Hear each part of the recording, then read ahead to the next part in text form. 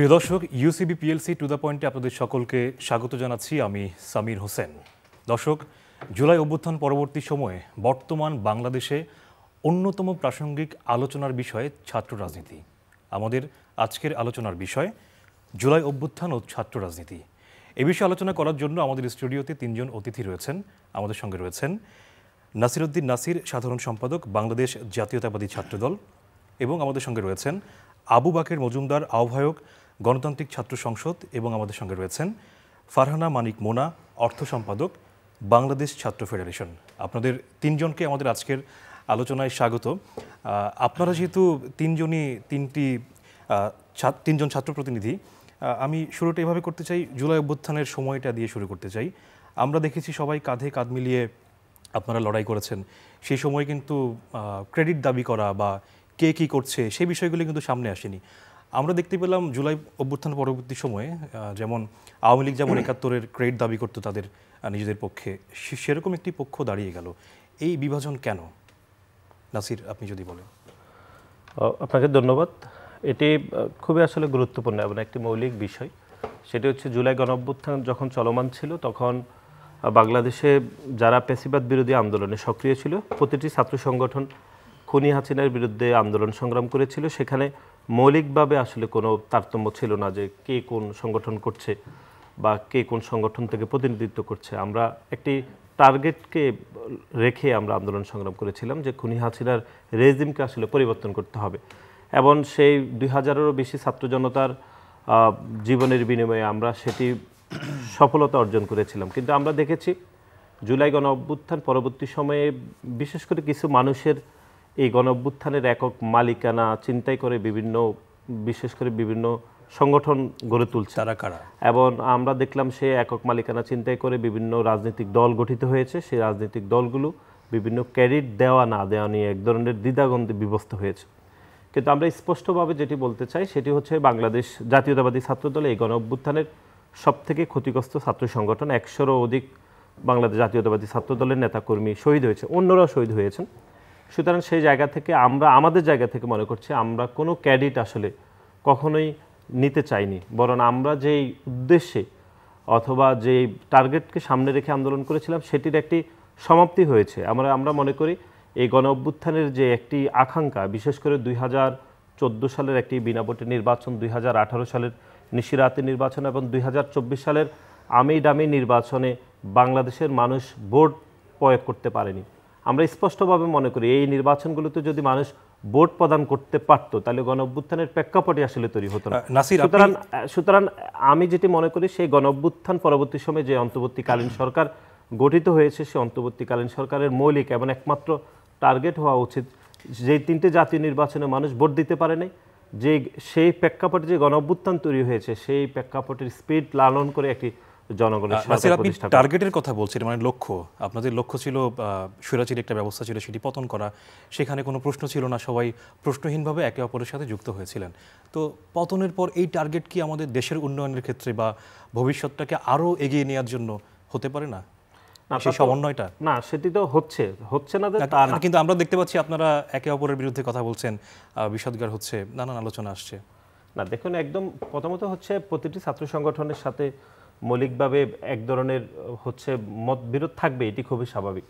কিন্তু আপনি যদি বলেন গণ অভ্যুত্থানের যে স্পিড বা গণ অভ্যুত্থানের মালিকানা নিয়ে যে ক্রেডিট দেওয়া না দেওয়া নিয়ে সেগুলো নিয়ে যে বিতর্ক তৈরি হয়েছে এটি খুবই অনাকাঙ্ক্ষিত বলে আমরা মনে করি।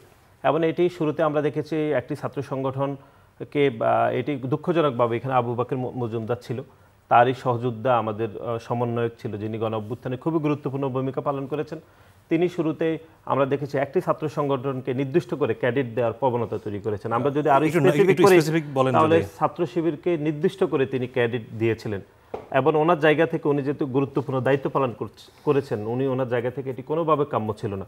উনি দিয়েছেন এটি সত্য, কিন্তু বাকি যে ছাত্র সংগঠনগুলোর যে অবদান ছিল সেটি কিন্তু উনি ওনার বিবরণীতে ওনার বক্তব্যতে কিন্তু স্পষ্ট করেনি। সুতরাং মানুষজন মনে করছে বা ছাত্র জনতা মনে করছে যে শুধুমাত্র শিবিরই মনে এখানে অংশগ্রহণ। আমরা একটু বাকেরের কাছে সেই জায়গা থেকে মনে হচ্ছে যে শুরুতে বিতর্কটা আসলে সেই জায়গা থেকে শুরু হয়েছে। যেটি হচ্ছিল, আপনারা নাসির যেটি বলছিল যে কাঁধে কাঁধ মিলিয়ে লড়াই করা বা সংগ্রাম করা, তারপর আমরা দেখতে পেলাম যে আস্তে আস্তে ঐক্যটা নষ্ট হচ্ছে বা একে অপরের বিরুদ্ধে কথা বলছেন, সেটিও ঠিক আছে গণতান্ত্রিক পদ্ধতিতে। আপনাকে দেখা গেল আপনি সরাসরি শাহবাগের একটা ঘটনাকে কেন্দ্র করে আপনি ফেসবুকে অনেকগুলো স্ট্যাটাস দিলেন, সেখানে আপনি গোলাম আজমকে তুই রাজাকার বলে সম্বোধন করলেন। তো এই বিষয়গুলো কেন? আপনারা তো একসাথে লড়াই করেছিলেন। আচ্ছা, এখানে জুলাই অভ্যুত্থানের সাথে তো গোলাম আজমের কোনো রিলেভেন্সি আমি দেখি না। কিন্তু আমরা এখন দেখতে পাচ্ছি যে ৭১-কে তো ২৪-এর সাথে অনেকেই মুখোমুখি দাঁড় করে। সেটা ভিন্ন আলাপ হতে পারে, সেটা ভিন্ন আলাপ হতে পারে, কিন্তু এতক্ষণ যে আলাপটা হচ্ছিল আমি যদি একটু ভাইয়ের সাথে সংযুক্ত করি, সেটা হচ্ছে জুলাই অভ্যুত্থানে আমরা কিছু মানুষজন সামনে নিয়ে আমরা হয়তো ড্রাইভিং সিটে ছিলাম, আমরা বিভিন্ন সময় প্রয়োজনে আমরা কথা বলেছি, কর্মসূচি দিয়েছি। তো ওভারঅল অভ্যুত্থানটাতে এখানে ছাত্র সংঘগুলো, ছাত্রদের মধ্যে ছাত্রদল, ছাত্র শিবির, বামপন্থী ছাত্র সংঘগুলো সবাই এখানে ভ্যানগার্ডের মতো করে কাজ করেছে এবং সবার এখানে যে যার যত সক্ষমতা ছিল প্রত্যেকটা ছাত্র সংগঠন তাদের ম্যাক্সিমাম ইউটিলাইজ করার চেষ্টা করেছে। এটা আমি একটা সেন্ট্রালাইজ পজিশন থেকে আমি সেটা উপলব্ধি করেছি এবং সেই সময়তে এটাই প্র্যাকটিক্যাল ছিল। কিন্তু জুলাই অভ্যুত্থান পরবর্তী সময়ে আমার কাছে বা আমাদের জায়গা থেকে আমরা সবসময় জিনিসটা বলেছি, এখনও বলছি, যে এখানে সবার সংমিশ্রণে সবার সকল ধরনের প্রচেষ্টার মধ্যে জুলাই অভ্যুত্থান সফল হয়েছে। কিন্তু জুলাই পরবর্তী সময়ে যেমন আপনারা শুনবেন যে অনেক ধরনের গুজব ছড়ানো হয়েছে, ১৫৮ জন সমন্বয়কের মধ্যে ১০৮ জন কোন একটা নিষ্ঠ ছাত্র সংগঠন, এরকমভাবে গুজব ছড়ানো। কোন সংগঠন সেটি? এটা শিবিরের কথা বলা হয়েছে। এখন ধরেন যে সোশ্যাল মিডিয়ার মধ্যে আমরা দেখি যে বিভিন্ন পেজ আছে, যে এক এক পেজগুলো এক এক গ্রুপ অফ পিপলকে সে তারা করে পোর্ট্রেট করে, তাদের নেগেটিভ তৈরি করে এবং সোশ্যাল মিডিয়ার মধ্যে এই ধরনের একটা গুজব ছড়ানো হয়েছিল। এবং এই গুজবের মধ্যে দিয়ে এই অভ্যুত্থান নেপথ্যের শক্তি নামে আপনারা দেখেছেন যে কলামও এসেছিল। হ্যাঁ, অভ্যুত্থান নেপথ্য শক্তি হিসেবে শিবিরকে দেখানো হয়েছিল। তো এটা কোনোভাবেই আসলে সত্য নয়। এই অভ্যুত্থানের সকল ফ্যাসিবাদ বিরোধী যারাই ছিল সবাই স্বতঃস্ফূর্তভাবে অংশগ্রহণ করেছে এবং সবাই তাদের ম্যাক্সিমাম এখানে ইউটিলাইজ করার চেষ্টা করেছে। যখন মানুষ আসলে জীবন বিলে দেয় তখন আর ম্যাক্সিমামের প্রশ্ন আসে না, এর চেয়ে ম্যাক্সিমাম হতে পারে না। তো সেটা সবার ক্ষেত্রে হয়েছে। কিন্তু এককভাবে অভ্যুত্থানের নেপথ্য শক্তি আকারে যেভাবে দেখানো বা সোশ্যাল মিডিয়ার মধ্যে গুজব ছড়িয়ে নিজেদেরকে শুধুমাত্র আলাদা করে সিঙ্গেল আউট করে যে আমরাই সব করেছি, এরকমভাবে দেখুন এটা সম্পূর্ণ মিথ্যা এবং এটা বাস্তবে কোনোভাবে এটা মানে এইভাবে হয় নাই। বাস্তবে সবারই অবদান আছে। এটার উদ্দেশ্যটা কি হতে পারে? আপনি কি এটার উদ্দেশ্য আমাদের চেয়ে যারা এগুলো করে তারা ভালো জানতে পারবে কারা ফেক আইডি চালায়, কারা বট আইডি চালায়। এই প্রশ্নের সাথে আরেকটি সম্পূর্ণ প্রশ্ন যেটি আমি করলাম যে ৭১-কে ২৪-এর সাথে দাঁড় করানো, আপনি কি এর সাথে কোনো যোগসূত্র খুঁজে পান কিনা? না, সেটা আরেকটা ভিন্নধর্মী আলোচনা। ৭১-এর সাথে ২৪-কে মুখোমুখি করার কোনো ধরনের সুযোগ নাই আমরা মনে করছি। কারণ আপনারা দেখবেন যে আমি একটু বলি, হয়তো আরেকটা দিয়ে আমি এড়ানোর চেষ্টা করছি কিনা বা এরকম সেটা আরেকটু ধরনের, মানে প্রথম প্রশ্নটা যদি উত্তর দিই আমি, এখানে ২৪ আর ৭১ একই সূত্রে গাঁথা এবং দুইটা এই অঞ্চলের মানুষের মুক্তি সংগ্রামের লড়াই ছিল। ৭১ আমাদের এই অঞ্চলের মানুষকে সরাসরি একটা ল্যান্ড দিয়েছে, আমাদেরকে স্বাধীন রাষ্ট্র হিসেবে আমাদেরকে এই আমরা এখানে পেয়েছি, পরিচয় পেয়েছি। পাশাপাশি ২৪-এর আসে কি হয়েছে, এখানে যে ল্যান্ডের মানুষগুলা তারা একটা নির্দিষ্ট গ্রুপ অফ পিপল এবং একই সাথে ইন্ডিয়ান হেজিমনির মধ্যে এখানে তারা কিন্তু এই বলের মধ্যে আবদ্ধ, তারা কিন্তু তাদের এই স্বাধীনতাটা হারাইছে, যে স্বাধীনতার জন্য আসলে ৭১-এ লড়াই করা হয়েছিল। এবং এখানে ২৪-এর গণ অভ্যুত্থানে এসে এখানে ছাত্র জনতা আবার জীবন দিছে। এরা প্রয়োজনে 5 আগস্ট হলে কিন্তু এরা গৃহযুদ্ধ লেগে যেত এখানে, আমাদের যেটা মানে মেন্টাল প্রেডিকশন ছিল। এবং 4 তারিখে কিন্তু আমরা প্রেডিক্ট করতেছিলাম কালকে যদি ম্যাসাকার হয়, যদি সবাই ইস্টাবলিশমেন্ট আমাদের বিরুদ্ধে যায়, যদি একদম সব ধরনের মানে গুলি চালায় যেভাবে চালাচ্ছিল কি সেটা আরো অধিকারে চালায়, সেক্ষেত্রে ওরা গৃহযুদ্ধের দিকে যাবে। এবং লিডারশিপটা আমরা মেন্টাল রেডি ছিলাম। নট অনলি দ্যাট, আমি একটু জিনিসটা একটু নট অনলি দ্যাট, এখানে আমাদের নাহিদ ইসলাম উনি কিন্তু ভোরবেলায় 5ই আগস্ট ভোরবেলায় বের হওয়ার আগে উনি একটা ভিডিও বার্তা আর্কাইভ করে গিয়েছেন যে আমরা যদি সেখানে শহীদ হয়ে যাই হোক, মানুষ যাতে সশস্ত্র সংগ্রামের জন্য যায়। ইভেন 4ই আগস্ট কিন্তু শাহবাগে সশস্ত্র সংগ্রামের ডাক দেওয়া হয়েছিল 4 তারিখ। মানে যদি তারা এই ট্রানজিশনটা যদি তারা মিনিমাইজ না করে, সেক্ষেত্রে কিন্তু সশস্ত্র সংগ্রামের জন্য 4 তারিখ শাহবাগের মধ্যে নাহিদ ইসলাম ডাক দিয়েছিলেন। তো সব কিছু মিলিয়ে এটা কোনোভাবেই একটাকে মুখোমুখি দাঁড় করানোর সুযোগ নেই। কিন্তু এখানে আমরা দেখেছি জুলাই পরবর্তী সময় অনেকে চেষ্টা করেছে ৭১-এর মুখোমুখি ২৪-কে দাঁড় করানোর, এবং ৭১-কে আমি দেখেছি যে খাটো করেছে, এরকমও আছে। তো এটা কোনোভাবেই ২৪-এর মধ্যে দিয়ে ৭১-এ খাটো করবে এটার সুযোগ আমরা মনে করছি যে বাংলাদেশে নাই, এটা আমরা হতে দিব না। এখন আপনি আরেকটি সম্পূর্ণ প্রশ্ন করেছেন যে আসলে এটা কি আগের দায় মুছার ওদের চেষ্টা হইতে পারে কিনা, সেটা আমাদের চাইতে ওনারা ভালো জানবেন। আমি এখন পর্যন্ত ওনাদের কাউকে যারা এই ধরনের ন্যারেটিভ দেয় কাউকে ৭১-এর দায় নিতে দেখি না, কে কেন আসলে দায় ঢাকার জন্য এটা করতেছে কিনা এটা প্রশ্ন। দায় নিলেই কি মানুষ ক্ষমা করে দেবে? সেটা ভিন্ন আলাপ হতে পারে, কিন্তু সেটা মানুষের উপর ছাড়তে হবে আমাদের পজিশন থেকে। আওয়ামী লীগ যদি এখন বলে যে আমরা এই ২৪-এর যে আন্দোলনের জন্য আমরা দায় নিচ্ছি, ক্ষমা চাই, যারা নিহত হয়েছে তাদের পরিবারকে ক্ষমা করবে? না, তার পরিবার তো ক্ষমা করবে না, সেটা তো আমি বলছি যে এটা তো বাংলাদেশের জনগণ ডিসাইড করবে, সোসাইটি ডিসাইড করবে। কিন্তু একই সাথে যেটা প্রবলেমেটিক, যখন আপনি প্রশ্নটা যেখান থেকে এসেছে গোলাম আজমের বাংলা নিয়ে আপনি প্রশ্ন করেছেন, যেটা শাহবাগের ওইখানে স্লোগান দেওয়া হয়েছে, গোলাম আজমের বাংলা হয় কিভাবে? এবং গোলাম আজম সে হইতে পারে যে তার সেই যেই তার অপকর্ম করেছে ৭১-এ, সেজন্য ফাঁসি হবে কি হবে না সেটা ভিন্ন আলাপ, বিচার প্রক্রিয়া কি হবে না হবে সেটা তথ্য প্রমাণ সাপেক্ষে সে ধরনের ইয়েতে যাবে, সিদ্ধান্তে যাবে আদালত।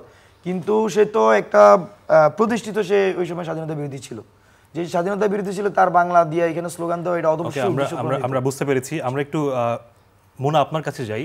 বাকের বলছিলেন যে যদি ৫ আগস্ট না হতো তাহলে একটা গৃহযুদ্ধ লেগে যেত।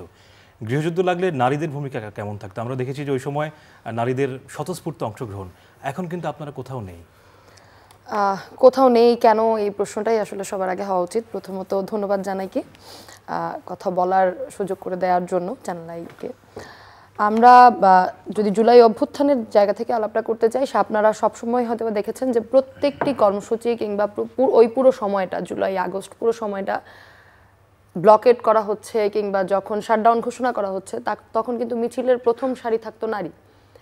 এবং আপনি যে প্রশ্নটা করলেন যে যদি সশস্ত্র সংগ্রাম হতো তাহলে কি হতো, সশস্ত্র সংগ্রামে ৭১-এর সশস্ত্র সংগ্রামে একই তো পরিস্থিতি ছিল, তখন আসলে নারীদের ভূমিকা কি ছিল? ঠিক যদি আমি ২৪-এর কথা বলি, নিশ্চিতভাবেই তার বিপরীত কোনো অবস্থান নারীদের থাকতো না। কারণ আমরা যে নারীরা বের হয়েছি, ধরেন মানে কোনোভাবেই নাসির ভাই কিংবা বাকের ভাই অন্যভাবে নেবেন না, একটা পুরুষের তার ঘর থেকে বের হওয়া কিংবা একটা মিছিলে যুক্ত হওয়া, এইটার যে পুরো সিনারিও এবং একটা নারীর একটা মিছিলে যুক্ত হওয়া, এই দুইটা সিনারিও কিন্তু টোটালি ডিফারেন্ট। এবং যে কারণে বলা হয় যে নারীর সংগ্রাম শুরু হয় তার ঘর থেকে, কারণ তার নিরাপত্তার প্রশ্ন দেখেই আসলে হয়তো বা তার ঘর থেকেই তাকে বের হতে দেয়া হতো না আর কি। ফলে তার আগে ঘর থেকে ঘরের যে যুদ্ধ, সেই যুদ্ধ শেষ করে তারপরে তার রাস্তার যুদ্ধ তাকে নামতে হতো। বলে নারীর স্ট্যাবিলিটি কিংবা নারীর সংগ্রামের জায়গাটা আসলে এত নিখুঁত জায়গায় আসলে গ্রন্থিত থাকে। ফলে যেই দিক থেকে নারী আসলে তার ফ্যামিলি মেম্বারদেরকে, তার বাবাকে, তার মাকে, তার ভাই বোনদেরকে ওভাররুট করে বের হচ্ছে, তখন আসলে সে অস্ত্র হাতে ধরা আর না ধরার জায়গায় আসলে থাকে না। এবং এটা হয়তো বা খেয়াল করেছেন, আমরা যখন 18 তারিখের পর থেকে নানান জায়গায়, বিশেষত ঢাকা বিশ্ববিদ্যালয় সহ থেকে শুরু করে সবগুলো জায়গায় প্রায় থমথমে পরিস্থিতি, তখন কিন্তু প্রাইভেট বিশ্ববিদ্যালয় এবং বিভিন্ন অঞ্চলগুলো, আমি যেহেতু নারায়ণগঞ্জের মেয়ে, আমি যদি বলি যে যাত্রাবাড়ি থেকে পুরো চিটাগাং রোড, এই পুরো জায়গাটা কিন্তু পুরো জুলাই অভ্যুত্থানের সবচেয়ে বড় স্ফুলিঙ্গি হিসেবে দাঁড়িয়েছিল। এখন এই যাত্রার মধ্যে নারীদের অবস্থানটা আসলে কি ছিল? আমরা দেখেছি যে যখন একটা ছেলেকে বা তার সহযোদ্ধাকে পুলিশ নিয়ে যাচ্ছে, তখন পুরো গাড়ির সামনে একটা মেয়ে নিজে একা দাঁড়িয়ে যাচ্ছে। আমরা মায়েদের দেখেছি পানি দিচ্ছে, খাবার দিচ্ছে, মাদেরকে দেখেছি পানি দিচ্ছে, অসুস্থ নারী যারা ছিলেন তাদেরকে আমরা দেখেছি যে অন্তত সমর্থন তারা দিচ্ছেন। এক্স্যাক্টলি একটা বাংলাদেশ এই পুরো আন্দোলনের যাত্রাটা, একটা কোটা পুনর্বহন আন্দোলন থেকে শুরু করে এটা একটা গণ অভ্যুত্থানের যে নামকরণ হলো, এই যে গণ অভ্যুত্থান নামকরণের সূত্রটা কিন্তু এই জায়গায় আছিল যে বাংলাদেশের নারী মানে ধর্ম, বর্ণ, লিঙ্গ নির্বিশেষে প্রত্যেকটা মানুষ তার জীবন বাজি রেখে এই লড়াইতে যুক্ত হয়েছে এবং নারীরাও সেখানে যুক্ত হয়েছে। এখন সংকটটা কি হয়েছে? 5 তারিখের পর থেকে আমি যদি আমার কথাই বলি, নারায়ণগঞ্জে আন্দোলনের অন্যতম সংগঠকের দায়িত্ব পালন করেছি, নিজ দায়িত্বেই আসলে সেটা কাঁধে তুলে নিয়েছিলাম। কেউ এসে বলেনি যে আপনি দায়িত্বটা নেন, দায়বদ্ধতা কর্তব্য বোধ থেকে সেই দায়িত্ব নিয়েছি। 5 তারিখের পরে যেটা হলো, এতক্ষণ যে আলাপ হলো যে অনেক ধরনের মাস্টারমাইন্ড তত্ত্ব, অনেক ধরনের গুপ্তচর বৃত্তি, অনেক ধরনের অনেক কিছু আসলে আমাদের সামনে হাজির হয়েছে। বাংলাদেশের গত 53 বছরের রাজনীতিতে যেটা হয়েছে যে কৌশলকে আমরা রাজনীতির এমন প্রধান অঙ্গ হিসেবে দাঁড় করিয়েছি, সেখানে মানুষের আকাঙ্ক্ষা পুরোপুরি নিশ্চিহ্ন হয়ে সেখানে কৌশলই সবচেয়ে গুরুত্বপূর্ণ জায়গা হিসেবে দাঁড়িয়েছে।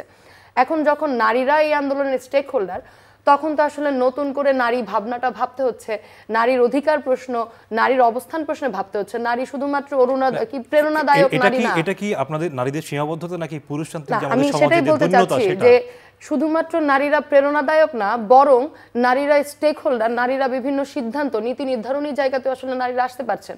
এখন সংকট কি হয়েছে? নীতি নির্ধারণের জায়গায় তো আসলে অনেকগুলো মানুষের অংশগ্রহণ, সেখানে এমনিতেই অনেক ধরনের কম্পিটিশন, সেখানে যদি আবার নারীর অবস্থান হয়, কম্পিটিশনকে তো আসলে ভাগ করতে হয়। এখন ভাগ করার ক্ষেত্রে সেখানে নারী প্রসঙ্গ সবার সামনে এসেছে, আপনি নারী, আপনি আপা এটা পারবেন না। যেমন আমি যখন দেখেছি 5 আগস্টের পরে যখন আমরা বিজয় মিছিল করছি, আমার পিছনে একজন বলার চেষ্টা করেছে, মানে সরি একটু লোকাল ভাষায় ব্যবহার করি, যে এতগুলো ব্যাটার মাঝখানে একটা বেটি কি করে। আমি জাস্ট ধরেন পিছনে আন্দোলনের সময় প্রশ্ন কিন্তু আসে না। আন্দোলনের সময় কিন্তু এই প্রশ্নের কোনো জায়গায় ছিল না, বরং নারায়ণগঞ্জে আমরা প্রত্যেকটি ছাত্র সংগঠনের সমন্বয়ে যে আন্দোলন শুরু করেছিলাম, সেখানে সকলের সাথে একদম একদম ব্যক্তিগতভাবে আসলে সমন্বয়ের কাজটা আমি করেছি। তখন কিন্তু কেউ প্রশ্ন করেনি। কিন্তু 5 আগস্টের পরে কি হয়েছে? 5 আগস্টের পরে আসলে প্রত্যেকের মাথায় একটা বাটোয়ারা, ভাগ বাটোয়ারার প্রশ্ন এসে দাঁড়িয়েছে। এখন যখন ভাগ বাটোয়ারার প্রশ্ন হয়, তখন তো আপনাদেরকে অংশীদার কমাতে হয়। এই অংশীদার কমানোর যাত্রা আসলে আপনি কি কি দিয়ে অংশীদার কমাতে পারেন? যোগ্যতার প্রশ্নে আসলে তো সেই অংশীদার কমানোর আলাপ আসে না, তখন নিজেকে যোগ্যতর করে গড়ে তোলার প্রসঙ্গ আসে। কিন্তু সেখানে যেহেতু আমাদের আগ্রহ অনেক কম, যেহেতু আমরা কৌশলকে বেছে নিই, সেই আগ্রহ কমের জায়গা থেকে আমরা বেছে নিয়েছি কি, আমরা কৌশলগতভাবে বললাম আপনি তো এই জায়গার জন্য না, এটা আপনার জন্য খুবই খারাপ বিষয়, করতে পারছেন না কেন? খুবই খারাপ বিষয়। এখন সেই জায়গা থেকে হয়েছে কি, এই যে একটু আগে যে বটের আলাপটাও আসলো, নারীরা যখন এই সকল কিছু ধরেন এই সকল কিছু ফেস করে যখন সে বলছে এতগুলো পুরুষের মাঝখানে নারী কি করি, আমি কিন্তু ওখান থেকে সরে যাইনি, সেই মুভমেন্টে কিন্তু আমি এগিয়ে গেছি, এখনো পর্যন্ত সেই রাস্তাতেই অবস্থান করছি। এই অবস্থান করার পরবর্তীতে সরায় দেওয়ার আসলে প্রক্রিয়া কি? সরায় দেওয়ার প্রক্রিয়া হচ্ছে তার পোশাক নিয়ে কথা বলা, তার চরিত্র নিয়ে কথা বলা। এতগুলো পুরুষের মাঝখানে একটা নারী কাজ করছে, তাহলে নিশ্চিতভাবেই তার চরিত্র সমস্যা আছে। এই জায়গাগুলো দিয়ে আসলে আমাদেরকে কৌশলের উপর দাঁড় করা। নাসিরউদ্দিন নাসির, আপনার কাছে আবারও আসতে চাই। ছাত্র রাজনীতি নিয়ে যেহেতু আমরা কথা বলবো, আমরা দেখতাম যে যখন আওয়ামী লীগ ক্ষমতায় ছিল, আপনি ঢাকা বিশ্ববিদ্যালয়ের ছাত্র, বাকিরা ঢাকা বিশ্ববিদ্যালয়ের ছাত্র, আমরা দেখতাম যে যদি আমরা একটু অন্যভাবে বলি যে ঢাকা বিশ্ববিদ্যালয়ের ইট পাথর গাছপালা পশু পাখি সবই মনে হতো ছাত্রলীগ। এখন আবার আমরা দেখতে পাচ্ছি ভিন্ন চিত্র। আপনি এখন গেলে হয় ছাত্রদল, শিবির, না হলে এখন এনসিপি বা আপনারা যারা অন্য দলগুলো আছেন। এই পরিবর্তনটা কি আসলে আমাদের বাঙালির আসলে মানে কিভাবে দেখেন আপনারা? ধন্যবাদ। আমি একটু বাকের এর আগে যেটুকু বলেছেন আমি একটু সামান্য বলতে চাই। শাহবাগে যখন কিছুদিন আগে যে আন্দোলন হয়েছে, সে আন্দোলনের থেকে যখন স্লোগান উঠেছিল যে গোলাম আজমের বাংলায় আওয়ামী লীগের ঠাঁই নেই, আমরা স্পষ্টতভাবে মনে করি গোলাম আজম কখনোই আসলে বাংলারই ছিলেন না, তিনি বাংলাদেশেরই ছিলেন না। সুতরাং এই স্লোগান দেয়া হয়েছে যে বাংলাদেশকে যে 1971 সালে যে পিছিয়ে দেওয়ার যে ষড়যন্ত্র ছিল, বাংলাদেশের মুক্তিকামী মানুষকে যেভাবে গণহত্যা চালিয়েছিল, সেই গণহত্যা থেকে দায় মুক্তি পেতে 24কে ব্যবহার করে তারা এরকম স্লোগান দেওয়ার অপতৎপরতা করেছিল। এবং আমরা স্পষ্টভাবে মনে করি 2024-এর যে গণ অভ্যুত্থান, সেই গণ অভ্যুত্থানকে যে এক কাতারে নিয়ে আসা 71-এর সাথে, এটি একটি অশুভ অপচেষ্টা। কোনোভাবে এই অপচেষ্টা সফল হতে দেওয়া যাবে না। 1990-এর যে গণ অভ্যুত্থান, 2024-এর যে গণ অভ্যুত্থান, এগুলো বাংলাদেশের রাজনীতিক ভৌগোলিকভাবে এগুলো খুবই গুরুত্বপূর্ণ অনুষঙ্গ বলে মনে করি। কিন্তু 1971 সালকে বাদ দিয়ে জাতির বিভক্তি করা এক ধরনের প্রাসঙ্গিক করবে বলে আমাদের মনে হয়। আপনার একটা বক্তব্য আমি ছোট করে যোগ করি। আপনার একটা বক্তব্য ইতিমধ্যে আমরা দেখেছি যে আপনি পাকিস্তানের ছাত্র সংগঠনের সাথে বাংলাদেশের কি ছাত্র সংগঠনের শীর্ষ নেতার ছবির আপনি সেটি নিয়ে ফেসবুকে মন্তব্য করেছেন, আলোচনা হচ্ছে সেটি নিয়ে। হ্যাঁ, এটি খুবই দুঃখজনক। যারা 1971 সালে বাংলাদেশের গণহত্যা চালিয়েছিল, বিশেষ করে যারা আমাদের বোন, আমাদের মায়েদের গণধর্ষণ করেছিল, সেই ছাত্র সংগঠন যারা পূর্ব বাংলায় ছাত্র সংঘ হিসাবে নামকরণ ছিল, তারই পাকিস্তানে যে জালাবাই পাকিস্তান, তাদের সভাপতির সাথে ছাত্র শিবিরের সভাপতি মালয়েশিয়া গিয়ে দেখা করে এসেছেন। কিন্তু এটি ছাত্র শিবির তাদের ভেরিফাইড ফেসবুকে কিন্তু কোনোভাবে দেয়নি। আমরা দেখেছি তাদের পাকিস্তানের শাখা তারা ভেরিফাইড ফেসবুকে দিয়েছে যে তারা একই মিশনে কাজ করবে। পরবর্তী সময়ে আমরা এটি নিয়ে আসলে কোশ্চেন তুলেছিলাম যে যারা 1971 সালে বাংলাদেশে গণহত্যা চালিয়েছিল, গণধর্ষণ করেছিল, বাংলাদেশের গণতান্ত্রিক ধারাকে দ্বারা বাধাগ্রস্ত করেছিল, বাংলাদেশি মানুষকে এরকম গণহত্যা চালিয়েছিল, তাদের সাথে এরকম সাক্ষাৎ করা, এটি আমরা মনে করছি গণ অভ্যুত্থানের স্পিরিটের সাথে সাংঘর্ষিক বলে মনে করছি। এবং এর পরবর্তীতে আমরা যেগুলো হয় বাংলাদেশে আসলে এগুলো নিয়ে আলাপ আলোচনা কম হয়। ধরুন এরকম একটি বক্তব্য আমরা দিয়েছি, তার বিপরীতে ছাত্র শিবিরের উচিত ছিল খণ্ডিত বক্তব্য করা, কিন্তু তারপরে আপনি দেখবেন সেটা হয় না। তারপরে হয় যে ধরুন আমার যত রকমের আমাকে নিয়ে যত প্রোপাগান্ডা করা দরকার তত প্রোপাগান্ডা করবে, আমার ফেসবুক পেজে যত কমেন্ট করে গালিগালাজ করা দরকার তত গালিগালাজ করে আপনাকে যতভাবে সামাজিকভাবে হেয় করা দরকার ততভাবে করবে। কিন্তু আপনি যে বক্তব্য দিয়েছেন বা আমি যে বক্তব্য দিয়েছি তার বিপরীতে তো পাল্টা বক্তব্য থাকতে পারে বা পাল্টা ন্যারেটিভ থাকতে পারে, সেটি কিন্তু ছাত্র শিবির কখনো করে না। এটি দুঃখজনকভাবে এটি আমাদের সমাজ সংস্কারের মধ্যে এটি আসলে মিশে গেছে এবং আমরা বাকের মুনা, এটা আমরা মনে হচ্ছে অভ্যস্ত হয়ে গেছি যে তারা গালি দিবে, আমরা গালি নিচ্ছি তো নিচ্ছি। এই অবস্থা যে চলমান প্রশ্নটি রয়েছে। করলাম সেটি ছোট করে যদি উত্তর দেন যে এখন দেখি সব ছাত্র দল না, তখন শিবির আপনি সব। যেটা বলেছেন, দেখুন আমরা মনে করি 2008 সালে যখন একটি জাতীয় নির্বাচন হয়েছিল, তারপরে থেকে বাংলাদেশ জাতীয়তাবাদী ছাত্রদল বাংলাদেশের প্রতিটি ক্যাম্পাসে প্রকাশ্যে গণতান্ত্রিক রাজনীতি করেছি। আমরা হয়তো সংখ্যায় কম ছিলাম, তারপরও আমরা গণতন্ত্রের পক্ষে, আমাদের দেশনেত্রী বেগম খালেদা জিয়ার পক্ষে, এদেশের সাধারণ শিক্ষার্থীদের পক্ষে, এই দেশের বাংলাদেশের মানুষের পক্ষে আমরা আমাদের কণ্ঠস্বর উচ্চ করেছিলাম। আমরা ক্যাম্পাসে মিছিল মিটিং করার চেষ্টা করেছিলাম। বাংলাদেশের জাতীয়তাবাদী ছাত্র দলের শত শত নেতাকর্মী, খুনি সংগঠন, যে সংগঠন ইতিমধ্যে সন্ত্রাস বিরোধী আইনে নিষিদ্ধ হয়েছে, সেই সন্ত্রাসীদের হাতে নির্যাতনের শিকার হয়েছে, গুম খুনের শিকার হয়েছে। এবং বাংলাদেশের যে 3টি জাতীয় নির্বাচনের বিপরীতে বাংলাদেশের মানুষের পক্ষে যে গণতান্ত্রিক আন্দোলন হয়েছিল, সেই আন্দোলন করতে গিয়ে সবথেকে ক্ষতিগ্রস্ত ছাত্র সংগঠন হচ্ছে বাংলাদেশ জাতীয়তাবাদী ছাত্রদল। সুতরাং আমরা মনে করি আমরা কোনোভাবে মিশে যাইনি, আমরা প্রকাশ্যে গণতান্ত্রিক রাজনীতি করেছি। আমি এই বিষয়ে একটু বাকির আপনার কাছে যাই যে খুনি সংগঠন বলছিলেন নাসিরউদ্দিন নাসির, শেখ হাসিনার এখন কিছু বক্তব্য আমরা শুনি। তিনি যখন বলেন যে তিনি কিছু করেননি, এই আন্দোলনটা পুরো ডিজাইন করা ছিল, আপনারা কি সেই ডিজাইনের অংশ ছিলেন নাকি সত্যিকার অর্থে আন্দোলন ছিল এটা? শেখ হাসিনার এই বক্তব্যগুলো শুনি না, মানে আমি শুনি নাই, আমি এই জন্য ওর ভাষাটা আমি বুঝতে পারছি না। তবে এই আন্দোলন ছিল যে সামগ্রিক আন্দোলন, এখানে বিগত 15 বছরে বিভিন্নভাবে মানুষের মধ্যে ক্ষোভ জন্ম নিয়েছে। এবং আপনারা দেখবেন যে 18 সালে 2টা আন্দোলন হয়েছিল, সে তখনও কোটা সংস্কার আন্দোলন হয়েছিল, আবার একুশে নিরাপদ সড়ক আন্দোলন হয়েছিল। তো সেই সময়কার ক্ষোভের মাত্রা 24-এর ক্ষোভের মাত্রা অনেক বেশি ডিফারেন্ট ছিল, অনেক বেশি, মাত্রাটা বেশি ছিল 24-এ এসে। আবার একই সাথে 18 সালের যে মুভমেন্টগুলো ছিল সেখানে পলিটিক্যাল অ্যাসপিরেশন কম ছিল, কিন্তু আমরা 24-এর যে গণ অভ্যুত্থান হয়েছে এখানে আপনারা দেখবেন যে পলিটিক্যাল অ্যাসপিরেশন অনেক বেশি ছিল। এখানে আরেকটা দৃষ্টিভঙ্গির কথা যদি বলি, 18 সালের যেই আন্দোলনগুলো হয়েছিল তখন দেখবেন যে সরকারের যে এই আন্দোলনের ব্যাপারে যে নীতি ছিল, যে তারা কীভাবে আন্দোলনটাকে মিনিমাইজ করবে, সেখানে তারা তুলনামূলক সফট ছিল। কিন্তু 24-এর 7 জানুয়ারি ইলেকশনে যখন তাকে ঠেকাইতে বিরোধী দলগুলো ব্যর্থ হইল, তখন কিন্তু আওয়ামী লীগ এমন একটা অবস্থানে চলে গেল যে সে এখন সর্বশেষ শেখ হাসিনা যা বলবে সব কিছু বাংলাদেশে এক্সিকিউট হবে। তো বিরোধী দলগুলো যখন 7 জানুয়ারি ইলেকশনে একদম টোটালি ব্যর্থ হইল, এবং এই 7 জানুয়ারি ইলেকশনকে আমরা কোনোভাবে আসলে বিরোধী যারা ছিল এটা করা যায় না আর কি, থামানো যায়নি। তো শেখ হাসিনার এই মেন্টালিটি থেকে সে যখন এই আপনার রায়টা আসে হাইকোর্টের, এটা বোঝা যাচ্ছিল পুরো আওয়ামী লীগের মধ্যে একটা রিফ্লেকশন করতেছে যে না, তারা কোনোভাবেই যে কোটার যে আগের যে প্রথাটা ছিল সেই প্রথাটাই তারা বজায় রাখবে, আমাদের যেসব দাবিগুলো ছিল সেগুলো তারা বাস্তবায়ন করবে না। তো সেখানে একটা বিগ চ্যালেঞ্জ যখন ওরা থ্রু করছে, এট দ্য সেম টাইম ওই ক্ষোভের বহিঃপ্রকাশ বা প্রতিফলন থেকে শিক্ষার্থী থেকে একটা চ্যালেঞ্জ এখানে থ্রো করেছে। দেখবেন যে তার একদম সুস্পষ্টভাবে ঘটনাটা ঘটেছে 14 তারিখ, খুব স্পষ্টভাবে যেটা বুঝে গেছে যে 14ই জুলাই যখন শেখ হাসিনা রাজাকার সম্বোধন করছে, তখন কিন্তু শিক্ষার্থীদের মধ্যে পাল্টা একটা প্রতিক্রিয়া ঘটেছে। তো এর মধ্যে দিয়েই মানে আমি যেটা আপনাকে যেদিকে বলার ট্রাই করছি, বুঝতে পেরেছি, কিন্তু মানে এটা আমি প্রশ্ন করেছি যে আন্দোলনটা কি আসলেই কি না, আমি সেটাই বলেছি যে আপনি এটা ডিজাইন না, আবার ডিজাইন না এরকমও না, এটা যেমন একই সাথে স্বতঃস্ফূর্ত, আবার একই সাথে এটা আপনার মানুষের 15 বছরের স্ট্রাগলের একটা রিফ্লেকশন এখানে এসে ঘটেছে।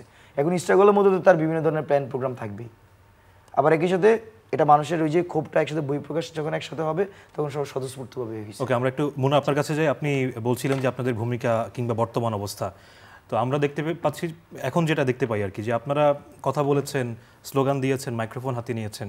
তো এখন আমরা কাউকে দেখছি যে আপনাদের সমমনা যারা আপনাদের মতোই আন্দোলন করেছিল, অনেকে মাইক্রোবাসে চড়ছে, গাড়ির বহর, এলাকায় যাচ্ছে, ফেস্টুন, ব্যানার।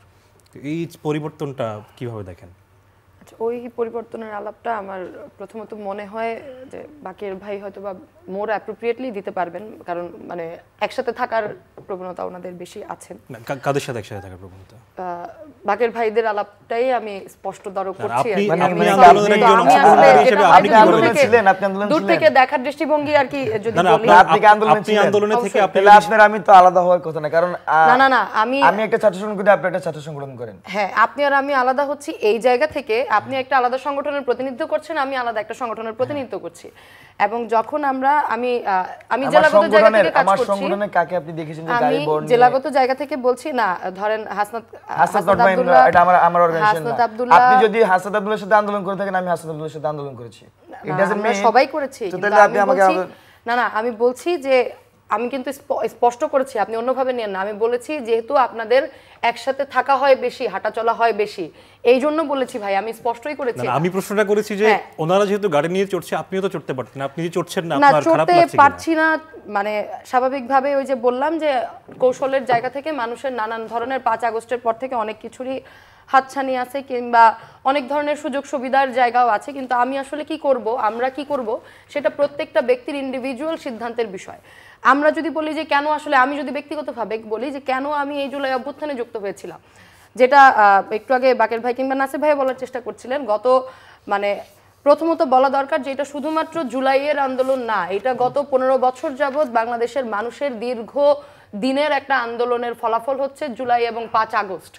এবং যদি বিরোধী শক্তিগুলোর কথা বলি, গত 15 বছর যাবৎ বাংলাদেশের প্রত্যেকটি বিরোধী রাজনৈতিক দল মানে এই পুরো স্বৈরাচার বিরোধী আন্দোলনটা করছে, এবং সেটাই বাংলাদেশের জনগণের মধ্য দিয়ে তারা দানা বাঁধার চেষ্টা করছিল।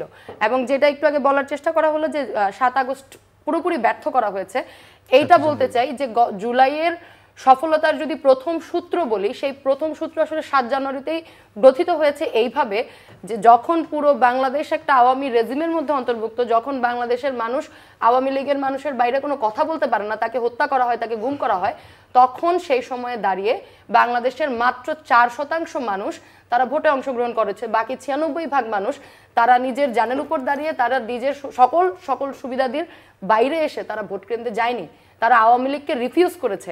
এটাই গণ অভ্যুত্থানের যাত্রার প্রথম নিদর্শন। তারপরে এই আন্দোলন যাত্রার মধ্য দিয়ে 5 আগস্টের ঘটনা ঘটে। এখন এই পুরো 5 আগস্টের পরবর্তী সময় থেকে তো আসলে আমরা দেখেছি ওই যে আলাপটা আপনি অন্যদেরকেও প্রশ্ন করলেন যে কি বলে প্ল্যান ছিল কি আনপ্ল্যান ছিল। গত 53 বছরে আমাদের রাজনীতির একটা সবচেয়ে জঘন্যতম জায়গা দাঁড়িয়েছে যে আমরা সেখানে কৌশলের প্রয়োগ সবচেয়ে বেশি করেছি, মানুষের আকাঙ্ক্ষার প্রয়োগ করিনি। এবং এর উপর দাঁড়িয়ে আসলে কনস্পিরেন্সি থিওরির উপরই আমরা আসলে সবচেয়ে বেশি ভর করেছি। এখন যখন কনস্পিরেন্সি থিওরি আমাদের মাথার মধ্যে চারপাশ থেকে আঁকড়ে ধরে, তখন আসলে বাংলাদেশের মানুষ কোনটা চায় কোনটা চায় না, সে কোনটা কেন করেছে কেন করেনি, এই আকাঙ্ক্ষার বাইরে এসে আমরা সবকিছু আসলে প্ল্যান আর আনপ্ল্যান্ডের দিকে যাই। এই যে ধরেন বাংলাদেশের মানে এই যে ধরেন একটা জেলা শহর থেকে আমার উঠে আসা, কিংবা ধরেন আমার মা সেই আন্দোলনে আমাকে অংশগ্রহণ করতে সহযোগিতা করা, এটা তো আসলে প্ল্যানের অংশ হইতে পারে না। এইটা বাংলাদেশের মানুষের স্বতঃস্ফূর্ত অংশগ্রহণ ছিল। এই যে বলা হচ্ছে, এটা কিভাবে দেখছেন ছোট করে যদি বলেন। এই যে বলা হচ্ছে, ওই যে আমরা তো আসলে ষড়যন্ত্র তত্ত্ব থেকে বের হইতে পারি না, আমাদের সকল কিছুই ষড়যন্ত্র মনে হয়। ইরাক ইরান যুদ্ধ থেকে শুরু করে বাংলাদেশের গণঅভ্যুত্থান সবকিছুই আমাদের কাছে ষড়যন্ত্র তত্ত্বের অংশ। এর কারণ হচ্ছে বাংলাদেশের যারা রাজনীতি করে, আমরা যারা রাজনীতিকে সামনে নিয়ে আগে আসতে চাচ্ছি, তারা আসলে বাংলাদেশের মানুষের রুটকে বুঝতে আমরা আগ্রহী না। আমরা কি পাচ্ছি কি পাচ্ছি না, কেন করছি না, এটার উপরে সবচেয়ে বেশি মনোযোগী। বাংলাদেশের মানুষের আকাঙ্ক্ষা কি, বাংলাদেশের মাটির আকাঙ্ক্ষা কি, এটা হচ্ছে আমাদের রাজনীতির সবচেয়ে বড় নিদর্শন হওয়া উচিত। যেটা 5 আগস্টের পর থেকে বাংলাদেশের তরুণ সমাজ, আমরা যদি বলি বাংলাদেশের তরুণরা এখন কি চায়, বাংলাদেশের তরুণরা আসলে এই নতুন রাজনীতির নির্মাণের যে কথা আসছে, নতুন রাজনৈতিক বন্দোবস্তের যে আলাপ আসছে, সেই নতুন রাজনৈতিক বন্দোবস্ত আসলে বাংলাদেশের মাটির রাজনীতির নতুন বন্দোবস্ত কি আসলেই হয়েছে? যে আগে যেরকম আমরা দেখতাম চায়ের কাপ, তারপর আলোচনা সমালোচনা, তারপর হচ্ছে একটু ভাবে মানে কাউকে যদি একটু ডমিনেট করা যায়, মানে এটা আসলে খুব হেজিটেশন নিয়ে বলার সুযোগ নেই, একদমই হয়নি। কিন্তু 5 আগস্টের মধ্য দিয়ে বাংলাদেশের মানুষের অর্জন কি? বাংলাদেশের মানুষের অর্জন হচ্ছে এই যে আমি বলতে পারছি যে না নতুন রাজনৈতিক বন্দোবস্ত হয়নি। বাংলাদেশের 5 আগস্টের অর্জন হচ্ছে এই যে বলতে পারছি যে বাংলাদেশের এটা আবার আওয়ামী লীগও বলতো যে আপনি টকশোতে এসে কথা বলছেন। বাংলাদেশের রাজনৈতিকরা তারা হচ্ছে বাংলাদেশের মাটির রাজনীতি করেনি, মানুষের আকাঙ্ক্ষার রাজনীতিটা করেনি। সবাই তাদের সিট, সবাই তাদের আসন, সবাই তাদের প্রাপ্তি এবং প্রত্যাশার পুরো। আপনি কি নতুনদেরকেও যারা এনসিপি বা এখন তরুণরা যারা গণঅভ্যুত্থানের পরে নতুন শক্তি হিসেবে এসেছে, তাদেরকে একই মনে করেন? একই মনে করার মানে একই মনে করার না করার বিষয় না, আমরা বলছি আমরা একটা নতুন বাংলাদেশের যাত্রায় আছি।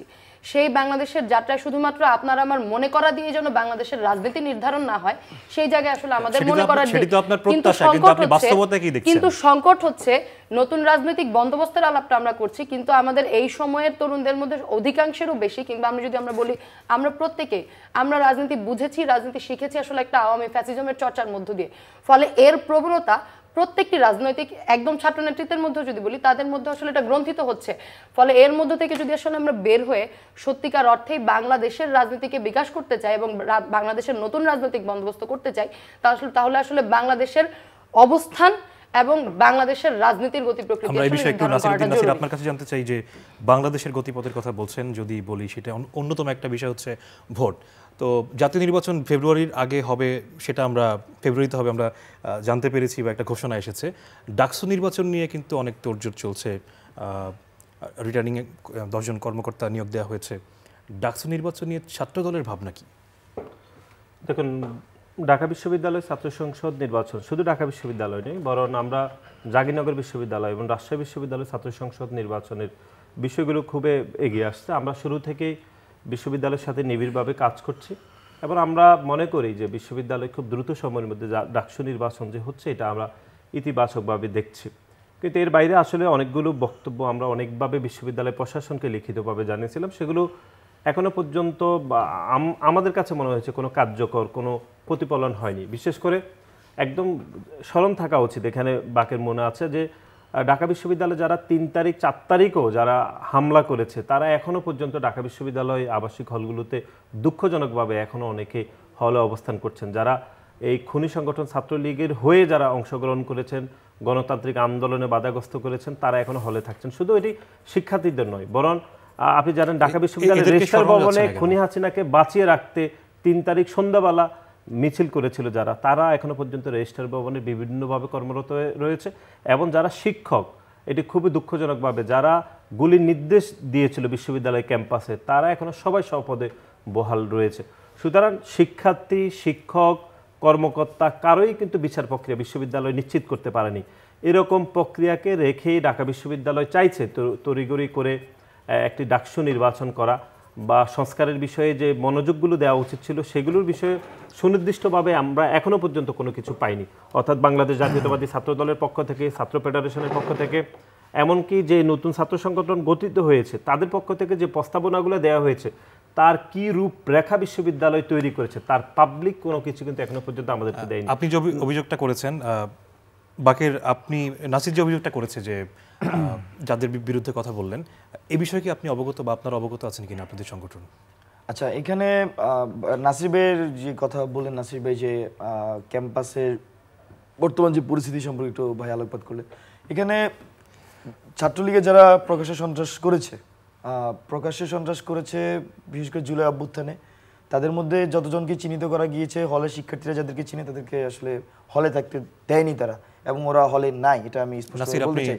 আর যদি নাসির ভাইয়ের কাছে লিস্ট থাকে, নাসির ভাইয়ের কাছে যদি লিস্ট থাকে, নাসির ভাইয়ের একটা ছাত্র সংগঠন, আমি বলি নাসির ভাইরা প্রশ্ন দিচ্ছে কিনা, নাসির ভাইরা যায় না ওদেরকে কিভাবে হলে থাকতে দিচ্ছে, ওরা প্রশাসনের কাছে ওনাদের কোনো অভিযোগ গিয়েছে কিনা? আজকে 10 বছর আপনারা নাম আকারে কে হলে থাকতেছে কিন্তু জুলাই অভ্যুত্থানে ছাত্রদেরকে মেরেছে, এরকম অভিযোগ আপনাদের কাছে যদি নাম আকারে লিস্ট থাকে আপনারা প্রশাসনের কাছে দেন। কিন্তু আমরা তো এখন পর্যন্ত নাসির ভাইদের এরকম কোনো পাবলিক কোনো আমরা নাম আকারে দেখি নাই। কিন্তু আমরা যাদেরকে চিহ্নিত করতে পেরেছি, শিক্ষার্থীর সাথে কথা বলে, আমরা কিন্তু তাদের বিরুদ্ধে আমরা নিজেরাই গিয়ে মামলা দিয়েছি। আমাদের কিন্তু ঢাকা বিশ্ববিদ্যালয়ে 15 জুলাই 16 জুলাই ছাত্রলীগে যারা হামলা করেছে দুইটা মামলা দিয়েছি। আমরা একটু বলি, আমরা ঢাকা বিশ্ববিদ্যালয়ে মাননীয় vice chancellor, pro vice chancellor, proctor বা যারা আছে তাদের কাছে আমরা লিখিতভাবে একাধিকবার দিয়েছি। শুধু বিশ্ববিদ্যালয়ের শিক্ষার্থীদের বিষয় নয়, বরং ঢাকা বিশ্ববিদ্যালয়ে যারা প্যাসিবাদ কায়েম করেছে সেই সকল শিক্ষকরা, তারা স্বপদে বল রয়েছে। ঢাকা বিশ্ববিদ্যালয়ের শিক্ষার্থীদের উপর যারা হামলা করেছে, কয়েকজন চিহ্নিত ছাত্রলীগের সন্ত্রাসী তারা নিজেই পালিয়ে গেছে। তালিকা দিচ্ছেন না কেন? আমরা লিখিতভাবে অনেকের বিষয়ে অভিযোগ দিয়েছি, বিশ্ববিদ্যালয় বলছে পর্যালোচনা করছে, তাহলে বাকেরা জানেন না, সেটা তো বাকের জানবে না। আমি যে বিশ্ববিদ্যালয় প্রশাসনকে যেটি দিব সেটা তো বাকের জানার কথা না। বাকের যেটা ছাত্রলীগের বা যারা হলে আছে তারা সেই তথ্য বাকেরা জানে না কেন? আমরা তো সেটা বাকের বলতে পারবে, কিন্তু আমি যে তথ্য এখানে তো কথাটা অন্যদিকে নেওয়া হচ্ছে ভাই। এখানে কথাটা তো আমরা আপনার কাছে আসছি আবারো। ওকে, আপনি বলুন। আমরা যতদূর জেনেছি, আমরা তাদেরকে চিহ্নিত করেছি, তাদের লিস্ট প্রকাশ করেছি, আমরা সেই লিস্টের বিপরীতে তাদেরকে মামলাও দিয়েছি। কিন্তু ঢাকা বিশ্ববিদ্যালয়ের ছাত্রদল ক্যাম্পে এরকম কোনো কার্যক্রমে অংশগ্রহণ করতে দেখিনি। বরং হচ্ছে আমরা দেখেছি লোকালি বিভিন্নভাবে যারা সন্ত্রাস করেছে তাদেরকে কিন্তু এই রাজনৈতিক আশ্রয় দেওয়া হচ্ছে, এরকম আমরা দেখেছি। এরকম তথ্য আপনারা আসবেন এবং আপনারা দেখবেন যে বিএনপি থেকে একজনকে বহিষ্কার করা হয়েছে সকালে, বিকেলে তিনি একটা অনুষ্ঠানের আবার প্রধান অতিথি হয়েছেন। তো সামগ্রিকভাবে মানে এই যে অভ্যুত্থান পরবর্তী সময়ে রাজনৈতিক খুন আপনারা দেখেছেন যে কি পরিমাণ বেড়েছে, এবং একই সাথে ক্যাম্পাসগুলোতে রাজনৈতিক সহাবস্থান আমি ঢাকা বিশ্ববিদ্যালয়ে যথেষ্ট পরিমাণ আছে। তবে নাসির ভাইরা যে আজকে যে কথা বলেছেন এটা আমাদের দৃষ্টিকোণ থেকে আমরা যাদেরকে চিহ্নিত করেছি সবাই কিন্তু আমরা তাদের বিরুদ্ধে যদি এখন নাসিরের অভিযোগ সত্যি হয়ে থাকে আপনারা আমি এখানে আমার কথা শেষ করতে দিতে হবে নাসির ভাই 3 সেকেন্ড বলেন। ওকে, আমি একটু শেষ করি। আমার কথা যদি নাসির ভাইয়ের এরকম অভিযোগ যদি সুনির্দিষ্ট থাকে, কেন নাসির ভাইরা সেটাকে অ্যাড্রেস করতেছে না সুনির্দিষ্টভাবে, কেন পাবলিকলি আনতেছে না? আর যদি পাবলিকলি না এনে এখানে টক শো বা অন্য কোথাও গিয়ে বলে যে না এরকম আছে, আমি জানি কিন্তু নাম বলবো না, তার মানে তো এটা উদ্দেশ্য প্রণোদিত। এখানে আমরা নাম বলি না। আমরা নাসিরের কাছে 3 সেকেন্ডে বলুন। মজুমদার আমাকে ভুলভাবে উনি ব্যাখ্যা করছেন। আমরা বিশ্ববিদ্যালয় প্রশাসনকে পলিসিগতভাবে নির্দিষ্ট করে নাম আমরা দিয়েছি। এখন আপনাকে গতকালের কথা বলি। গতকাল বাংলা কলেজে আমাদের বাংলা কলেজ ছাত্রদল ছাত্রলীগের একজন সন্ত্রাসীকে ধরেছে যে জুলাই আগস্টে প্রকাশ্যে হামলা করেছে, কিন্তু আমরা দেখেছি ছাত্র শিবির এবং বৈষম্যবিরোধী ছাত্র আন্দোলন তাকে বাঁচানোর জন্য ধরে নিয়ে গেছিল। পরে আমাদের ছাত্রদলের নেতৃবৃন্দ তাকে পুলিশে উঠিয়ে দিয়েছে। এটা একটি বিচ্ছিন্ন ঘটনা। কিন্তু ঢাকা বিশ্ববিদ্যালয়ে আমরা যেটি দেখলাম, ঢাকা বিশ্ববিদ্যালয়ের বিষয়ে আমরা ঢাকা বিশ্ববিদ্যালয় প্রশাসনের নিকট আমরা লিখিতভাবে জানিয়েছি যে কোন কোন জায়গায় আমাদের বিরোধিতা রয়েছে বা কারা কারা হলে থাকছে। প্রতিটি হলে আপনি তো একটু আগেই কোশ্চেন করলেন যে প্রতিটি হলে ছাত্রলীগের অসংখ্য নেতাকর্মী হলে ছাত্রলীগের কার্যক্রম পরিচালিত করেছে। কয়েকজন নেতাকর্মী ছাত্রলীগের হল থেকে বের হয়েছে, সবাই ঠিকই হলে থাকছেন, কোনো না কোনো ব্যক্তি শেল্টারে থাকছেন, কিন্তু বাকের বলছে থাকছেন না। না, সেটা তো বাকের না। এখন ছাত্রলীগ বলতে যদি ভাই যদি বোঝা যায় সার্জিস আলম ছাত্রলীগ, তাইলে এটা মানে এখন এই বাস্তবতা যে সার্জিস আলমকে ছাত্রলীগ বলা হয় এটা সমস্যা। মানে আমি এখানে সার্জিস আলমের পক্ষ নিবে এইভাবে যে যখন জুলাই অভ্যুত্থান হয়েছিল, জুলাই অভ্যুত্থানে সার্জিস আলম ভূমিকা রেখেছিল এবং ভূমিকার মধ্যে তার যে রাজনৈতিক অবস্থান সেটা পরিবর্তন হয়েছে। কিন্তু একই সাথে যদি তার পূর্বে কোনো অপরাধ থাকে সেই ক্ষেত্রে সুনির্দিষ্ট তথ্য প্রমাণের ভিত্তিতে সার্জিস আলম সহ মানে যদি এরকম আমি একটা আইডিয়া করে বলতেছি তার বিরুদ্ধে অভিযোগ দিতে পারেন। ঢালাওভাবে সার্জিস আলমদেরকে আপনি এখানে মানে ছাত্রলীগ বলতে পারেন না, কারণ জুলাই অভ্যুত্থানে আমি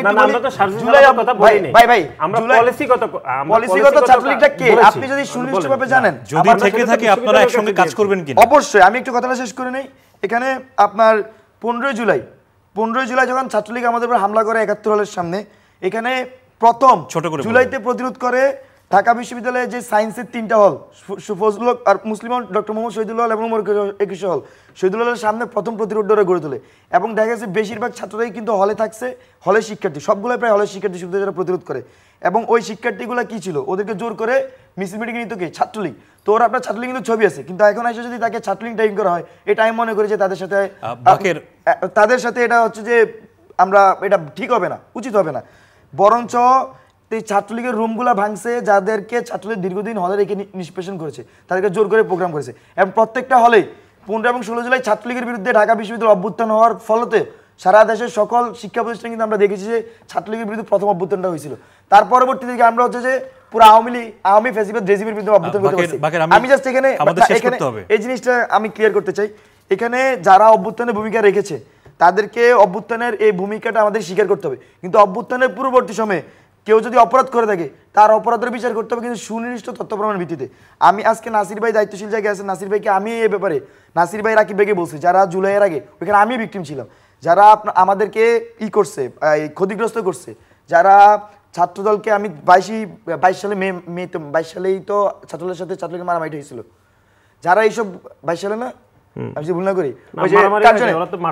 ওরা মারতো, তো যারা সন্ত্রাস করছে আপনারা সুনিশ্চিতভাবে তাদের ব্যাপারে আপনাদের অবস্থানের রাজনৈতিক নাম প্রকাশ করেন, আপনারা কাদেরকে চিনেন, প্রশাসন সহযোগিতা যদি তারা এখন অভিযোগ করছে আপনারা কি সহযোগিতা করবেন কিনা? শুধু সহযোগিতা করব না, আমি রাকিব ভাই নাসির ভাইকে বলছি, রাকিব ভাইকে মনে হয় নাসির ভাইকেও বলছি আলাদাভাবে সময় রোজার সময় বলছি যে ভাই আমরা এমন একটা সকল ছাত্র সংগঠন ফেসিবাদের বিরুদ্ধে যারা আমরা ছাত্রলীগ দ্বারা নিষ্পেষিত সবাই একটা আমরা প্ল্যাটফর্ম করি। ওকে, আমরা বোধহয় আপনার কথা পরিষ্কার। মুনা, আপনি দুজনের কথা শুনলেন, ছাত্র সংসদ নির্বাচন। না, এখানে ভাই আরেকটা জিনিস কিন্তু মিস গেছে, আমি সেটা একটু আনতে চাই। সেটা শেষ করতে হবে।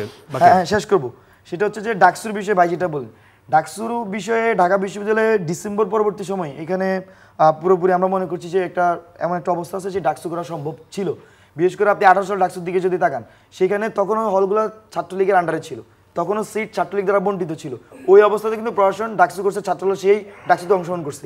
কিন্তু জুলাই পরবর্তী সময়ে প্রথম যেই সংকট আমরা সমাধান হয়েছে হলগুলোতে সিটগুলো শিক্ষার্থীরা ধাপে ধাপে প্রশাসনের মাধ্যমে শিক্ষার্থীরা সিটগুলো পেয়েছে। শিক্ষার্থীরা ঢাকা শিক্ষার্থীরা যেটা চায় সেটা তারা মত প্রকাশ করতে পারে, কোনো ধরনেরই নেই। বরঞ্চ ছাত্র সংগঠনগুলো থেকে জেনারেল যারা শিক্ষার্থী সত্যি করতে তাদের পাওয়ার বেশি। আপনি 1 মিনিট বলে শেষ করুন। এই যে ছাত্র সংসদ নির্বাচনটা কেন জরুরি, যে সময়টা যেন প্রপারলি দেয়া হয় এটার জন্য অনুরোধ রাখছি। আমাদের হাতে খুব বেশি সময় নেই, 1 মিনিট বলে শেষ করতে হবে। আমরা বলতে চাইছি যে বাংলাদেশের ছাত্র রাজনীতি নিয়েই মূলত আজকে আলোচনা হওয়ার কথা ছিল। এর মধ্যে আমাদের সবচেয়ে গুরুত্বপূর্ণ ফ্যাক্টর হচ্ছে যে ডাকসু নির্বাচনের একটা আলাপ আলোচনা আসছে, কিন্তু এর পাশাপাশিও সবচেয়ে বেশি মনোযোগ যেখানে রাখা উচিত সেটা হচ্ছে যে শুধুমাত্র নির্বাচনই কিন্তু আসলে পন্থা না। নির্বাচনটা কোন প্রক্রিয়া হচ্ছে, নির্বাচন হওয়ার পরে কি হইতে যাচ্ছে সেটা নিয়ে আসলে আমাদের আলোচনা করার বিষয় আছে। সেই জায়গা থেকে মনে করি, যদিও আমি ঢাকা বিশ্ববিদ্যালয়ের অংশ না, কিন্তু একজন সচেতন ছাত্র রাজনীতির অংশ হয়ে বলছি যে ডাকসুর যে গঠনতন্ত্র, সেই গঠনতন্ত্রের সংস্কারের আলাপটা আসলে সবচেয়ে গুরুত্ব সহকারে বলা উচিত। এর কারণ হচ্ছে বাংলাদেশের রাজনীতির যে সংকট ছিল, বাংলাদেশের পুরো ক্ষমতা কাঠামো আসলে একটা একনায়কতান্ত্রিক একটা স্বৈরাচারী ক্ষমতা কাঠামোয় রূপান্তর করেছিল। ঠিক ডাকসুর ক্ষেত্রে আমরা দেখব যে সেখানে ভিসি হচ্ছে এই পুরো সংসদের হচ্ছে প্রধান হিসেবে থাকবেন এবং যিনি কাউকে বহিষ্কার করার পর্যন্ত অধিকার রাখেন। আমরা বলছি যে এই যে একটা একনায়কতান্ত্রিক ক্ষমতা কাঠামোর যে ক্ষেত্র প্রস্তুত করা হচ্ছে, সেই ক্ষেত্রটাকে আমাদের বিনষ্ট করতে হবে। কারণ আমরা বিশ্বাস করি ছাত্র রাজনীতি হচ্ছে বাংলাদেশের ভবিষ্যৎ রাজনীতির দিক নির্দেশনা আসলে নির্ধারণ করে। আমরা মনে হয় আপনার কথা বুঝতে পেরেছি। দিক নির্দেশনা নির্ধারণ করে, ফলে সেই জায়গা থেকে বাংলাদেশের ছাত্রদের একটা গণতান্ত্রিক পরিবেশ কি হতে পারে সেটার চিহ্ন কিংবা সেটার চর্চা আসলে থাকা উচিত। সেই জায়গা থেকে ছাত্র রাজনীতি গুরুত্বপূর্ণ। ফলে আমরা বলছি এটা শুধুমাত্র ডাকসু কিংবা পাবলিক বিশ্ববিদ্যালয় না, জাতীয় বিশ্ববিদ্যালয় যেটা বাংলাদেশের সর্বাধিক প্রতিষ্ঠানের আওতাভুক্ত, সেই জাতীয় বিশ্ববিদ্যালয়ের আসলে ছাত্র সংসদ নির্বাচনের নীতিমালাটা কি সেটা এখনো পর্যন্ত আমরা বলছি যে জাতীয় অসংখ্য ধন্যবাদ। আমাদের হাতে একদমই সময় নেই। মোনা, বাকের এবং জনাব নাসির, আপনাদের তিনজনকে অসংখ্য ধন্যবাদ আমাদের এই আলোচনায় অংশগ্রহণ করার জন্য। দর্শক, আপনারা শুনছিলেন আমাদের অতিথিরা তারা নানান বিষয়ে ছাত্র রাজনীতি থেকে শুরু করে ডাকসু, তারপর অভ্যুত্থানকালীন যে সময়ের যে বর্ণনা সেগুলো তারা তুলে ধরার চেষ্টা করেছেন। ইউসিবি পিএলসি টু দ্য পয়েন্টে আমাদের সঙ্গে থাকার জন্য আপনাদের সকলকে জানাই আন্তরিক ধন্যবাদ।